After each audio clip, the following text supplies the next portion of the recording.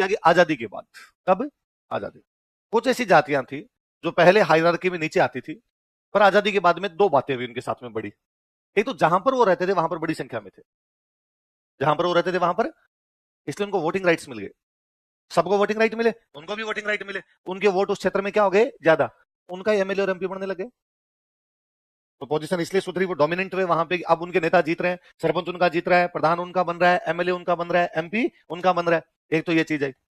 दूसरा, आजादी से पहले ये माना जाता था कि जमीन राजा की है। जमीन किसकी है? फिर कहा गया नहीं, जमीन उसके जो जमीन को जोतता है। इतने साल तक जमीन को वही जोता था, तो उसको जमीन के राइट्स मिल गए। पॉलिटिकल पावर आ गई, इकोनॉमिक पावर आ गई, दोनों चीजें आ गई। तो उस पूरे क्षेत्र के अंदर वो जाति मुख्य हो गई। उन जातियों को क्या कहा गया? वे जातियां जिनके आजादी के बाद वोटिंग राइट्स की वजह से पॉलिटिकल पावर आई, तथा भूमि सुधार, लैंड रिफॉर्म जब किए गए तो उनके पास में जमीन चली गई, तो उनके पास कैसी पावर आ गई? इकोनॉमिक पावर आ गई। उन जातियों को क्या कहा गया? सिंपल मैं उदाहरण बताता हूं। महाराष्ट्र में मराठे, मराठा जिनको है ना, मराठा कहते हैं। और सिंपल कर दो, आप समझो, यूपी बिहार में यादव की कृषि कौम थी। कृषि के हिसाब से तो उस तीसरे नंबर पर आनी चाहिए, पर आज तो आप उनके अलावा बात इधर से उधर नहीं घूम रही। यूपी के अंदर चुनाव होते हैं, सारी की सारी यही है। क्यों? क्योंकि एक बड़ी जनसंख्या है, बड़ी जनसंख्या इसका, इसलिए उनके पास पॉलिटिकल पावर है। बाकायदा पार्टी है। बिहार के अंदर उनकी अलग से पार्टी, लालू जी वाली पार्टी है, राजद। इधर आपके इसमें आपके अलग से पार्टी, उनके पास सपा, मुलायम सिंह जी जो पार्टी बना ली थी, वो मुख्य रूप से थे। बाकी लोगों को जोड़ा, ये नहीं केवल उनकी पार्टी है, बाकी लोग भी उनके साथ जुड़ते हैं, पर उसमें डोमिनेट कौन करते हैं? वो यादव करते हैं। तो वो ऐसा कैसे आंध्र प्रदेश में रेड्डी, आंध्र प्रदेश ऐसे कैसे गुजरात में पटेल। तो ये सारी डोमिनेंट कास्ट हुई। कैसी कास्ट हुई? डोमिनेंट। आज आप गुजरात के सीएम बताइए, भूपेंद्र पटेल। कौन है? भूपेंद्र पटेल। जबकि आप उस हिसाब से देखोगे तो वो तो कृषक कौम है। कृषक कौम है तो हायरार्की में कौन से नंबर पे जाना चाहिए? तीसरे पे। अब तो डोमिनेंट है, अब तो वही है वहां पे सब कुछ। तो वे जातियां जो किसी क्षेत्र विशेष में अधिक जनसंख्या थी, इसलिए उनके पास वोटिंग राइट्स आई, तो क्या आ गई? Political power. भूमि सुधार हुए तो उनके पास में क्या आ गई? क्या आ गई? तो वो वहां पे क्या कहलाई? प्रभु जातियां। क्या कहलाई? प्रभु। पर ये देखा गया कि प्रभु जातियां सारी गांव में, शहरों में नहीं है, क्योंकि कृषि वाला पूरा सिस्टम ही कहां पे था? गांव में। इसका मतलब देहाती इलाकों में डोमिनेट करते हैं। कहां डोमिनेट करते हैं? देहाती इलाकों में डोमिनेट। यह भी देखा गया कि वो कृषि वाली अर्थव्यवस्था में डोमिनेट कर रहे हैं, व्यापार और उद्योग वाले में नहीं है।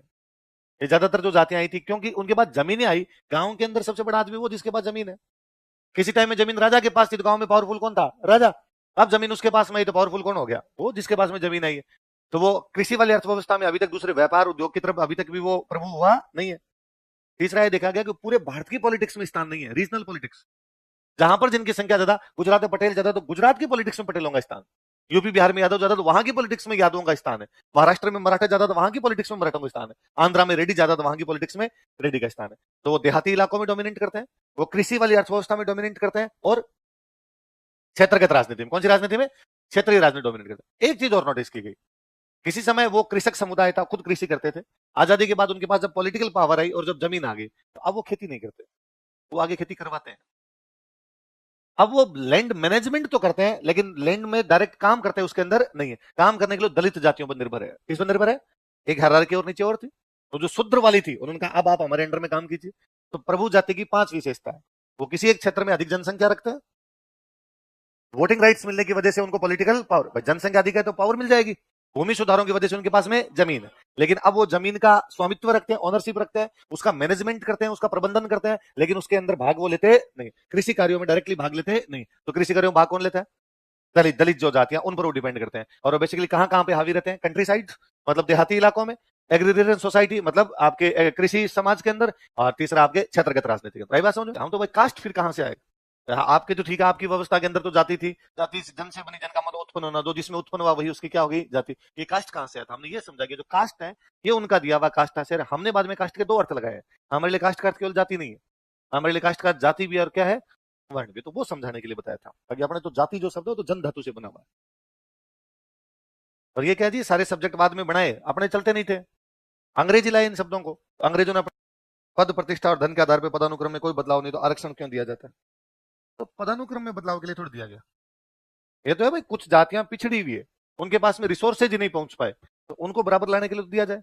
उनको कम से कम रिसोर्सेज तो उस बहाने कम से कम पहुंचे। आरक्षण वाला आप सिंपली यूं मान लीजिए, आप 4 भाई हैं, 3 भाई सरकारी नौकरी लग गए, एक भाई है जो पढ़ नहीं पाया था किसी वजह से, वो गांव के अंदर रह गया। उन बड़े वाले 3 का ये कर्तव्य बनता है कि चौथे भाई की सहायता करें, और करते हैं। मैं अब जाके व्यवस्था फिर भी थोड़ी सी गांव में टूटी है। पहले गांव में व्यवस्था थी, एक भाई को पढ़ लिख गया, वो शहर में आ जाता, बाकी 3 के टाबर वहां पे शहर में उसके पास रह के पड़ते। पहले लुगाइयां उनकी रोटियां बना लिया करती थी, है ना। 10-10 रहा करते थे। आपको पिछली पीढ़ी में खूब सारे मिल जाएंगे जो कहेंगे भाई हम तो ताई के पास रहे थे, मौसी के पास रहे थे, बुआ के पास में रहे थे। ज्यादातर बच्चे कभी ना कभी किसी फेज में मामा के पास में, बुआ के पास में रह के पड़े हैं। अब जाके टूटी है चीजें कि नहीं है। पहले मान लो किसी को जयपुर भी भेजना है ना, तो फिर वो देखता है कि जयपुर में रिश्तेदार कौन है। बुआ मामा रियल छोड़िए, दूर का भी रिश्तेदार होता तो उसके घर छोड़ के आते कि वहां पर पड़ लेगा चीजें। तो पहले हेल्प करते थे। वैसा वैसा व्यवस्था थी कि कुछ जातियां हैं जिनके पास में रिसोर्सेज ही नहीं पहुंच पाए, जो बैकवर्ड है किसी ना किसी वजह से, तो उन्हें नहीं आता। आरक्षण के लिए बारे में कभी गलत नहीं बोलना। आरक्षण बेहद सही व्यवस्था है, और वो जब तक आपके ये छुआछूत रहेगी तब तक रहेगी, है ना। आप अपने में से किसी को नहीं सुधारना चाहते। भारत में आरक्षण प्राप्त हुआ एक आदमी को, उसने नौकरी प्राप्त कर ली, वो कलेक्टर लग गया, फिर भी उसके पास में जाति भेदभाव है। इस खुली सच्चाई को ना तो हम देखना चाहते हैं, ना उस पर बात करना चाहते हैं। हम केवल उस पर लगे रहते हैं कि इतने नंबर कम आ गए, उतने नंबर ज्यादा है। पूरे भारत में कितनी सरकारी नौकरी है, कितनी जगह ये मिल गया, एक साल में कितनी सरकारी नौकरियां निकल जाती है। बाकी पूरा फील्ड पड़ा है ना, किसी को छठ की चौदस करनी हो, वही तो है, उतनी जगह ही तो है। पर हम क्या कई बार किसी चीज के पीछे पड़ते हैं और सब लोगों को लगता है बस यही खराब हो गया, बाकी तो हम भगवान जाने क्या ही कर जाते। हाँ, तो वो सरकारी नौकरी वाला फेज है, उसमें जरूरी था समाज के लिए। आप कैसे कर सकते हो, आपके किसी भाई को आप पीछे कैसे रख सकते हो। मैं बताता हूँ, आज मैं यदि संपन्न हुआ, थोड़ा सा भी संपन्न हुआ, मेरा पहला कर्तव्य बनता है कि आसपास के लोगों को ऊपर उठाया जाए। कैसे नहीं बनता, और किया जाता है, तमाम लोग करते हैं। आसपास में जो भी होता है उनके साथ में, नहीं भाई ये अपना भाई है, अपना परिवार का लोग है, उनके लिए किया जाना चाहिए, करते हैं सारे के सारे लोग। यदि उस समाज को आप जब ये बात करते हैं हम सब भारतीय हैं, हम सब हिंदू हैं, हम सब एक प्रभु की संतान है, फिर किया जाए, फिर उसके अंदर किस बात की चीज है। और आपका समाज अभी भी उन चीजों का सामना कर रहा है जो चीजें नहीं होनी चाहिए, तब तक चलते रहना चाहिए, कोई फर्क नहीं पड़ता। थोड़े साल के लिए व्यवस्थाएं होगी, धीरे धीरे व्यवस्थाओं के अंदर सुधार होंगे। हर व्यवस्था का एक फेज आता है, उसके बाद में वो चेंज होती है, धीरे धीरे वो भी चेंज हो जाएगी। क्यों इतना लोड लेना है। तो ये इन बातों, अरे ये पर्चियां मत भेजा करो। क्या ये, क्या उसमें क्या लिखा था, जाति उपजाति और उप उपजाति को समझाओ। क्या समझाऊं, जाति में उपजाति होती है, उपजाति में उप उपजाति होती है। कौन है जो आप में से तीनों जानता है, बता दो कोई, जो जाति बताओ और उपजाति बताओ और उप उपजाति बताओ, कौन बताएगा। बताओ लो, खड़े हो जाओ लो। क्या जाति है, जाट जाति है, उसके अंदर कौन सी उपजाति है, मूंड, उसके अंदर मूंड है, उसके अंदर उप उपजाति खियाणी। लो बोलो, 3 बता दिए। जाट है, जाटों में मूंड है, मुंडों में खियाणी है। उसमें और कौन कौन से होते हैं, अलग अलग होते हैं, नक होते हैं अलग अलग। और कोई एक आधा और बता दो। हाँ, तुम क्या है, कास्ट क्या है, चारण कास्ट है, उसमें सब कास्ट क्या है, रत्नु है, उसके अंदर सब कास्ट क्या है, गरवा, गरवा, गर्व करने वाला गरवा। अरे सिंपल है, देखो मेरी सुन लो, ये कुछ ही नहीं है, ये बहुत बहुत सिंपल सी चीज है। जब मैं एक हिस्ट्री पढ़ी है ना आपने, राजाओं वाली हिस्ट्री पढ़ी ना, नाम तो सुने होंगे थोड़े बहुत, कभी कोई राजाओं के नाम सुने। जैसे एक मारवाड़ में वंश था, कौन सा वंश है, राठौर। उसकी जाति, उसके अंदर उसकी सबकास्ट, उसके अंदर जोधपुर में एक राजा बना, उसके वंशजों ने काम उसके वंशज। इवन इसमें और आगे कोई इसका एक बेटा हुआ, कोई मान लो रायमल इस पीढ़ी में, उस वालों ने कहा हम तो। अब इसका सिंपल मतलब है, ये जाति थी उसकी, ये उस जाति के अंदर एक ग्रुप था, उस ग्रुप के अंदर वो किसकी संतान है, उसके अंदर वो किसकी संतान है।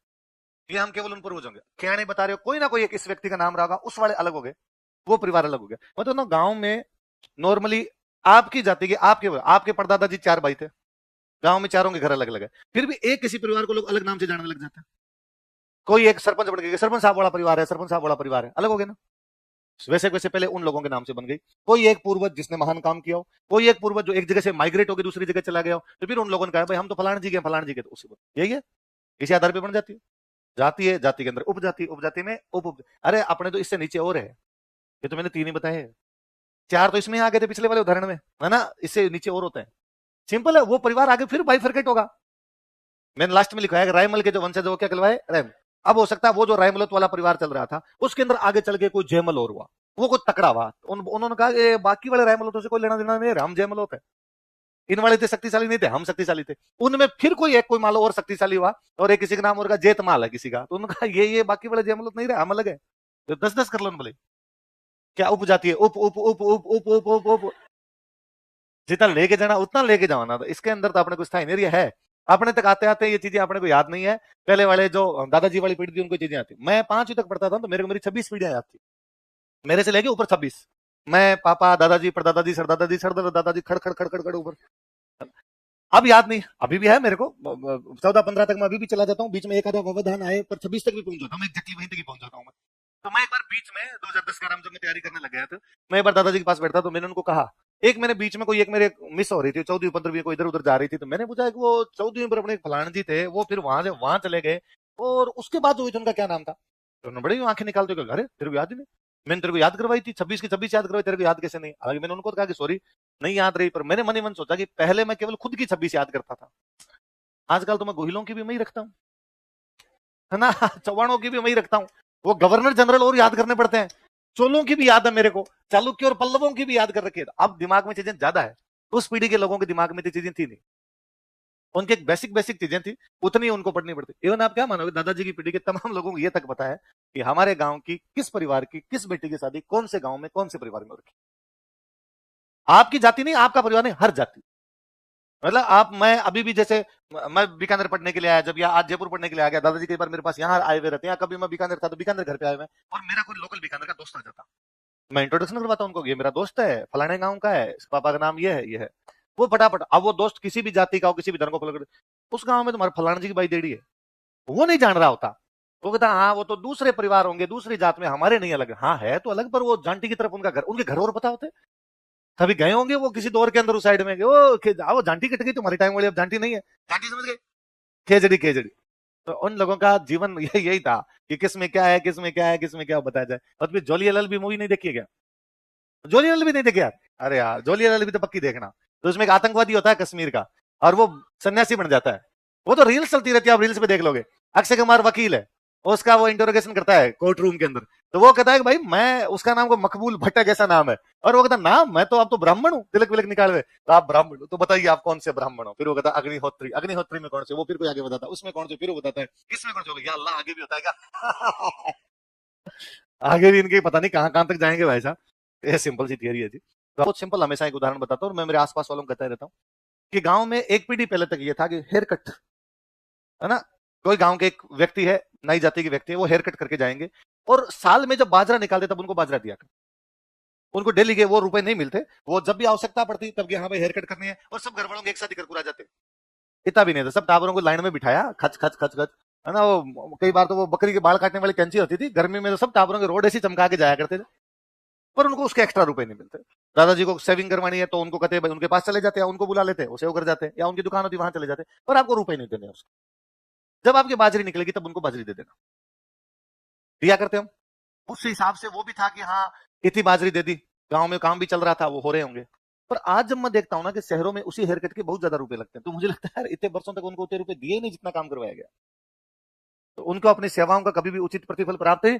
तो मेरे उस समाज के जितने भी कोई आसपास के दोस्त हैं, मैं उनको हंसता हूँ कि जब तक इस कार्य में पैसे नहीं थे तब तक आप लोगों ने किया, जब इसमें पैसे आने शुरू हुए तब आपने छोड़ दिया। आप जयपुर के किसी भी सैलून के अंदर चले जाइए, उसके अंदर आपको 90% नाई नहीं मिलेंगे। तो जो हेयर कट करने वाले हो किसी भी दूसरी जाति के हो सकते हैं, अलग अलग जातियों के लोग हैं, नाई नहीं है उनमें। धीरे धीरे लोगों को समझ में आ रहा है इस काम में गजब पैसा है, शहर के अंदर करने पे। उनका लो साहब अपने से अलग अलग से किया जाना चाहिए। मैं मालीनगर रहता था तब मैं एक सैलून में जाता था, तो मेरे एक दिन ये पता नहीं क्यों बेटे बेटे दिमाग में ही मैं अक्सर जाता था उस सैलून के अंदर, और वो थोड़ा सा उस साइड में मालीनगर में, तो वो नया नया खुला था, थोड़ा यूं अलग सा था, डंका सा था, थोड़ा महंगा था वो। मैं उसमें गया, रिसेप्शन पर एक लड़की बैठी थी, आजकल रिसेप्शन वाला वो और हो गया पूरा सिस्टम। मैंने उसको जाकर मुझे हेयर कट करवाना, वो मुझे जानती थी सकल, उसने कहा हाँ सर आपकी हेयर कट वो कर देगा, वो थोड़ी देर में फ्री हो जाता, किसी लड़के का नाम लिया। मैंने उसे यूं रेंडम पूछा कि मुझे इसमें वह व्यक्ति चाहिए जिसका सरनेम सेन हो, नहीं जाते व्यक्ति जी सेन लगाते हैं सेन, मुझे वह व्यक्ति चाहिए जो सेन हो, बाकी नहीं चाहिए मुझे। यू ही काम, मैं केवल जानना चाह रहा था कौन कौन है, मेरे से कुछ ही नहीं था, हमेशा मैं दूसरे से करवाता था। पहले तो वो मेरा क्वेश्चन नहीं समझी कि मैं कहना क्या चाहता हूँ उसको, तो सर मैं समझी नहीं, अभी वो फ्री हो जाएगा तो कर देगा, हमेशा हम करवाते हो, मैं हमेशा करवाता हूँ, आज चेंज है, तू तो मुझे ये बता। तो उसने वापस मेरे कहा कि सर ऐसा तो नहीं है कोई, मैं समझ नहीं रही आपकी बात। अरे मैं को नाम होंगे इनके सबके, तुम्हारे जो दुकान में काम करते नाम लेते होंगे, आधार कार्ड जमा करिए होंगे, वरना कोई अपराधी कर जाए तुम्हारे तो उसको लगा कि मामला तो अलग है। उसने कहा हाँ सर इनके नाम दो, नाम बता, तो नाम बताया, एक बंदे के नाम क्या सेन लगाता हूँ, इससे करवानी। सर ये तो अभी बिजी है, अपने तो खुद ही फ्री है ये बिजी है, मैं तो फ्री हूँ, क्या हो जाएगा फ्री, कोई दिक्कत नहीं है। मैं बैठा रहा, 15-20 मिनट बाद वो बंदा फ्री हुआ, उसको बुलाया गया, उसने कहा सर आपने मेरा नाम जो है, मैं वहां हेलो, मैं गया तो उस बंदे की बड़ी क्यूरियोसिटी थी, उसने मेरे को पूछा कि आप मुझे जानते हैं, मुन्ना, क्यों? आपने क्यों क्यों किया ऐसा, ये मेरा क्यों? मैं यार, मैं ये पता लगाना चाह रहा था, आप ऐसे कैसे पूछा किसी के क्या जाते हैं, ये तो बड़ा अजीब लग जाता है ना यार। तो मुझे लगा यार, मैं देखना चाह रहा था कितने लोग किसमें है, समाज शास्त्र का रिसर्च ही था मेरा, और कुछ ही नहीं था। तो वो यूं बातें लग गया, वो उसको अच्छा लगा, उसने कहा हाँ सर, हाँ और मैं कर दे सर, कैसे करूँ, हाँ, कर दे, और बाल काटते काटते तो कैसे। फिर मैंने उससे पूछा कि यहाँ पे क्यों है कम लोग, क्यों है दूसरे लोग क्यों है ज्यादा, तो उसने कहा सर आजकल कोर्स होते हैं, तो कोई भी कोर्स कर सकता है, हेयर कट का कोर्स है, डिप्लोमा है बाकायदा, जो सीख गया वो अच्छी करता है, कोई दिक्कत नहीं सर, अलग अलग जातियों के लोग हैं। तो मैं भाई तुम्हारे समाज के कम क्यों है, तो यार हमारे समाज वालों ने ज्यादातर तो काम छोड़ दिया, वो दूसरा काम करने लगे, और करते भी तो उन्होंने कोर्स वगैरह नहीं कर रखे। मैंने उससे पूछा कि ये कोर्स तुमने कहाँ से किया, और ये मैं जानता था कि वहां जितने भी लड़के बाकी हेयर कट करते हैं, तो ये बड़े बड़े सैलूनों में ये है, मेरा पिछले कई सालों का इन पे एक्सपीरियंस है कि वो हेयर कट करते समय आपको पक्का प्रोडक्ट बेचने की कोशिश करेंगे, वो सारे सेल्समैन है, वो पक्का आपको कहेंगे कि सर बाल तो उड़ रहे हैं आपके, यहाँ से तो बहुत कम हो गए, आप शैम्पू नहीं लगाते क्या? और आप कहते हो कि नहीं लगाता है, आप कहते हो लगाता हूं, तो वो कहेगा आप जो लगाते हो फर्जी है, ये बड़ा लीजिए ज्यादा अच्छा है। तो मैं ये सब जानता था, तो मैं उनसे कई बार पूछता था, वो दूसरे होते यार तेरे क्या पता कि ये शैम्पू काम नहीं करेगा, ये करेगा, सर कोर्स है, हमें कोर्स में बताया गया किस प्रकार के बालों के लिए कौन सी शैम्पू होती है, आपके बाल जो मैं देख रहा हूँ एक्जैक्टली इसके लिए यही शैम्पू काम करेगा। तो मैं यार तू एमबीए कोर्स करके आया है ना, ये चीजें बेचने वाला कोर्स है, हेयर कट का नहीं करके आया। तो मैंने उससे पूछा, जो उस दिन मेरी कर रहा था, मैं कहा भाई तुमने कहाँ से कोर्स किया? उसने कहा सही से बता दो, शिकायत नहीं करूंगा, कहीं से नहीं। तो कैसे? मैं कहा मैं, मेरे पिताजी की दुकान है सर सांगानेर में, कई सालों से, वो छोटी दुकान है, मैं जानता था सर, 10th करने के बाद ही चला गया था, मुझे बहुत अच्छी आती है। इनको आके मैंने दिखा दिया कोई डिप्लोमा, ये है आती है, कटिंग करवाई, मेरे को बहुत अच्छी आती है, रेडी है मामला। सही है। अब वो उसने हेयर कट कर दिया, अब उसने, मैंने कहा यार बीएड और करनी, तो उसने कहा सर नहीं, मैं केवल हेयर कट के लिए हूँ, बीएड नहीं कर सकता यार, बीएड के लिए अलग है, क्योंकि जब कोर्स होगा ना सबके बांटे जाएंगे, इसकी ये सोशियोलॉजी पढ़ाएगा, इकोनॉमी पढ़ाएगा, ये फिलोसफी पढ़ाएगा, ये अलग अलग है, जिस दिन आपके कोर्स होंगे उस दिन बांटे जाएंगे आपके, तो बीएड वाला अलग है, आपके हेयर कट करने वाला अलग है। तो मैंने कहा तेरे को आती है ना बीएड? नहीं आती, तुम कर दें तो यार, रेजर ही तो फेरना है, क्या करना है इसके अंदर? तो उसने कहा सर फिर भी आप परमिशन लीजिए। मैं गया वापस लड़की के पास, मेरे को बीएड करनी, उसने कहा वापस बैठिए, नया बंदा है मुन्ना, यही करेगा। नहीं सर ये हमारे एक्सपर्ट नहीं आ रहा, जोरदार है, बाल क्या काटे हैं, आज से पहले तुम्हारे बाल नहीं काटे गए। मैं चारों तरफ कांच ही कांच होते हैं उस दुकान में, अपने दो चार बजे क्या क्या लगा रहे, और यही करेगा अपने तो। वो बंदा मेरे से बड़ा राजी रहता, मैं उससे खूब बाद में सवाल पूछता, बातें करता उससे, यार कितने लोग हैं, क्या है यहाँ पे, राजस्थान के तो है नहीं, यूपी के लोग हैं। उन ज्यादातर सैलून में मैं नोटिस किया कि राजस्थानी नहीं है, जाति छोड़िए आप, राजस्थान नहीं यूपी के। उन्होंने कहा हाँ सर, इन लोगों ने कोर्स किए, ये सारे आ गए यहाँ पर, ये खूब सारे लोग यहाँ पर काम करते हैं, इसका मतलब सीनेरियो चेंज हो गया। जबकि कोई टाइम में जब तक जजमानी व्यवस्था थी, उसी व्यवस्था के लोग वही काम कर रहे थे, और जब तक वो काम कर रहे थे उनको उतने रुपए कभी नहीं मिले, उस बराबर रुपए कभी नहीं मिले जितने का वो काम करके जाते थे। आजकल वो महंगे महंगे सैलूनों में काम करते हैं, उनकी खूब अच्छी अच्छी सैलरी है। आप इवन है ना सैलून के मालिक चेक कीजिए, है ही नहीं आपको नई जाति के लोग, तमाम आपके जयपुर के सैलून के जो मालिक मिलेंगे सिंधी और अरोड़ा मिलेंगे। पैसे लगाए, एक बंदे को पैसे लगाने थे एक बड़ा सैलून खड़ा करने के लिए, इनको को 60-70 लाख रुपए आराम से चाहिए होते हैं, जिसके पास थे उसने लगाए, फिर उसने लड़के रख लिया, वो शाम को आगे गले से रुपए लेके जाता है। व्यवस्था बदल गई, जब तक वो व्यवस्था थी, वो व्यवस्था हमने क्यों बनाई थी? सामाजिक निकटता के लिए। अच्छी बात तो ये थी कि सब एक दूसरे को डिपेंड करेंगे तो हर दूसरे की जरूरत पड़ेगी, कोई भी ये नहीं कह सकता इसकी मुझे आवश्यकता नहीं।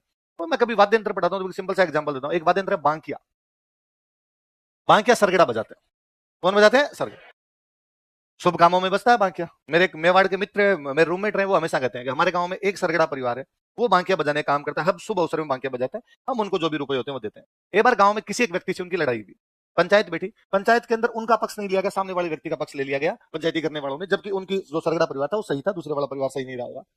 उन्होंने बॉयकॉट किया कि हम आज के बाद किसी का भी गांव में बांकिया नहीं बजाएंगे। हमारे पूरे गांव ने जाके उनसे कहा कि प्लीज ऐसे मत करो, शुभ अवसर पर पूरी बांकिया कौन बजाएगा, उनको राजी करके लाना पड़ा। उनका जो भी कोई रह गया था भाई, जो भी उन पे लगाया गया वो सब चीजें हटाई गई उनके ऊपर। इसका मतलब सामाजिक नहीं करता है, आप एक दूसरे को जोड़ते हो। और इसकी दो खामियां, एक खामी यह है कि इसके अंदर ब्राह्मण कभी भी जजमान सॉरी सेवक है नहीं माने, और हमेशा क्या बन रहे जजमान। एक जो सेवक होते थे वो जो सेवाएं देते थे उसके बदले में उनको उचित मूल्य प्राप्त। क्षत्रिय, क्षत्रिय कहां से होते हैं? आज भी ना गांव में लड़ाई हो ना कोई, तो भी कहते हैं, या हिंदी में पढ़ते, तुम्हारी भुजाओं में ताकत है तो बाहर आओ। है गांव में कहते हैं भूखे हम जोर है जोर है तो बाहर आके लड़ाई कर ले। इसका मतलब उसका काम क्या है? रक्षा। उधर पेट मान लो, आप पेट से मान लो, तो पेट का काम खाना, खाने की चीजें किसमें? खेती, इसलिए खेती काम वैश्यों को दिया गया। पैर जो है ऊपर वाली पूरी बॉडी को लेके चल रहे हैं, तो पैर क्या कर रहे हैं? पेट, आपकी भुजाएं, आपका पूरा शरीर लेके चल रहे हैं। तो नेस्फिल्ड इसका एक उदाहरण देता है, वो कहता है कि शुरुआत में कोई भी मंत्र बोल सकता था, और हम ऋग्वेदिक काल के अंदर पढ़ते हैं कि गृह स्वामी यज्ञ कर सकता है। कौन है गृह स्वामी? का मतलब क्या हुआ? घर का मालिक। मैं मेरे घर का मालिक हूं, यज्ञ कर लूं? लेकिन धीरे धीरे यज्ञ जटिल हो गए। यज्ञ क्या हो गए उनके अंदर कि भाई ये मंत्र बोलने ही पड़ेंगे, मंत्र बड़े कठिन थे, हर किसी को याद है नहीं। जिस व्यक्ति ने याद किया वो ब्राह्मण हुआ, फिर उसने अपने बेटे को सिखाया आगे, अरे ये याद करिए, ठीक है अपने मेरे याद हो गए थे इसलिए तू भी याद कर ले अपने। आगे और किसी ने सिखाया, आगे और किसी ने सिखाया, वो लगातार उसमें क्या बनते चले गए, एक्सपर्ट बनते चले। ये कहिए कोई हो सकता है एक व्यक्ति को लकड़ी का काम करने में बड़ा मजा आता है, वो बहुत अच्छे गेट बनाता है, उन गेट पे बहुत अच्छी कार्विंग करता है, वो गेट बहुत स्मूथ फाइन बनाता हो गेट, उसके परिवार ने उसके बेटे ने भी वैसे ही बनाए, उसके बेटे ने भी वैसे बनाए, धीरे धीरे उनकी एक अलग जाति बन गई। हो सकता है बीच में को 2 पीढ़ी उनकी भी होगी जिन्होंने इतने अच्छे नहीं बनाए होंगे, लेकिन फिर भी बचपन से वो सेम काम करते हुए देखते। हो सकता है एक कोई व्यक्ति योद्धा रहा होगा, तो वो सुबह शाम तलवार अपनी प्रैक्टिस करता होगा, उसके औलाद ने भी वही चीजें सीख ली। तो व्यवसाय के आधार पर जातियां बनी, ऐसा कौन कहता है, नेस्फील्ड कौन कहता है। आप देखोगे मोटे तौर पे, मैं बड़ा सा बताता हूं आपको, अपर कास्ट अभी तक भी विडो मैरिज नहीं करता। भारत में ब्राह्मणों में, क्षत्रियों में विधवा विवाह नहीं मिलेंगे आपको बड़े तौर पे, क्योंकि बाकी समय मिलेंगे आपको, बहुत कॉमन मिलेगा ये होते हैं विधवा। इवन आपको गांव के अंदर ये तक मिल जाएंगे कि गांव के अंदर, ट्राइब्स के अंदर एक महिला अपने पति को छोड़ के दूसरे के साथ रह सकती है, नाता। अपर कास्ट में नहीं मिलेंगे आपको, उनके अंदर महिलाओं से संबंधित नियम ज्यादा कठोर मिलेंगे कि महिलाएं ये भी नहीं कर सकती, ये भी नहीं कर सकती, ये भी नहीं कर सकती, ये भी नहीं कर सकती। पर्दा पर्दा जितना आपको अपर कास्ट में मिलेगा उतना बाकी में नहीं मिलेगा। आज चेंज है, आज नियम आप खूब प्रकार के चेंज मानते हो, आज तो आपको कि सर सब बराबर है, शहर के अंदर कोई नहीं करता, जाति का भी ध्यान नहीं है, सब चीजें हो गई, पर फिर भी आप गांव की व्यवस्था देखो, क्योंकि जाति व्यवस्था अभी तक भी गांव में दिखाई देती है, वहां पर आप देखोगे तो आप देखोगे, आप और नोटिस करोगे अपर कास्ट में अभी भी महिलाएं बाहर काम करने के लिए नहीं जा रही। नौकरियों को छोड़ दीजिए, सरकारी नौकरियां आगे उनको छोड़ दीजिए, जब तक खेत वाले काम थे अपर कास्ट की महिलाएं नहीं कर रही थी, बाकी जो थे परिवार थे उनके अंदर गांव के अंदर देखने को मिल रहा था है, तो इसका मतलब कल्चर तो साफ साफ अलग दिखाई देती आगे।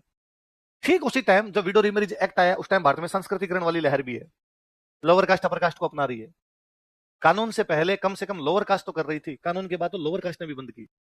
विडो रीमैरिज एक्ट आने के बाद भारत में विधवाओं की शादियां और कम हो गई, क्योंकि समाज एक दूसरे बदलाव से और गुजर रहा था, और उस बदलाव के अंदर उधर था कि नहीं यार ये उच्च क्यों माने जाते हैं, ये इसलिए उच्च माने जाते हैं कि इनमें देखोगे, इनमें रहने का तरीका अलग है, इनके खाने पीने का तरीका अलग है, इनके त्योहार मनाने का तरीका अलग है, इनके महिलाओं के तरीका अलग है, इनके शादी ब्याह के तरीका अलग है। यदि हम भी इनको फॉलो कर ले तो हालात सुधर सकती, हाँ तो फिर करो, तो महिलाएं घूंघट निकालो, महिलाएं फिर नहीं नाता नहीं कर सकती, महिलाओं की विडो होने के बाद में उनकी शादी नहीं की जा सकती है, वो घर के बाहर नहीं जा सकती है, वो कोई खेतों वगैरह में काम नहीं कर सकते, चीजें चेंज हो गई। तो आपको आज भी मोटे तौर पे यूं दिखेगा सीधा सीधा की चेंज है। धीरे धीरे तो 21वीं शताब्दी में तो बहुत सारी चीजें बदल गई, तो आपको वैसे सीधा सीधा नहीं दिखता, पर थोड़ा सा गांव में फिर भी आपको दिखेगा ना यार कुछ ना कुछ तो चीजें चेंज है, इधर चीजें अलग है, इधर चीजें आपको अलग प्रकार की मिल रही, तो यही थी और क्या। नहीं गुप्त काल से होने लग गए थे,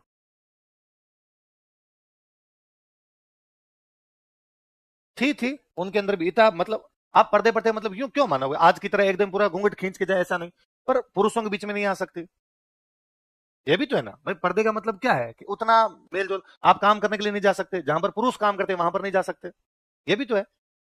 तो पर्दे का मतलब क्या समझा जाए, पर्दे का मतलब ये थोड़ी है कि चारों तरफ घूंघटा खींच के बैठी रहे, पुरुषों के साथ नहीं काम कर सकती, नहीं था, पुरुषों के साथ काम करने वाला बहुत सारी चीजों के अंदर देखने को मिलता था। हम यूं एग्जाम्पल बाकायदा गुप्त काल जब पढ़ते तब है कि शकुंतला दुष्यंत से मिलने के लिए गए, तब उसने अवगुंठन कर रखा था, वो एक व्यक्ति से मिलने जा रही है तभी उसके पर्दा है, तो संस्कृत साहित्य में उस प्रकार की चीजें मिलती है आपको। हाँ हम बहुत पीछे जाते तब हम ये भी कहते हैं कि महिलाएं हमारे सभा में भी भाग लेती थी, महिलाएं समितियों में भी भाग लेती थी, महिलाएं पढ़ा भी करती थी, पर धीरे धीरे धीरे धीरे व्यवस्था में बदलाव हुए होंगे, उसके बाद आए होंगे, आर्यों ने आते ही नहीं किया होगा, धीरे धीरे उन्होंने इस प्रकार की चीजें की होगी।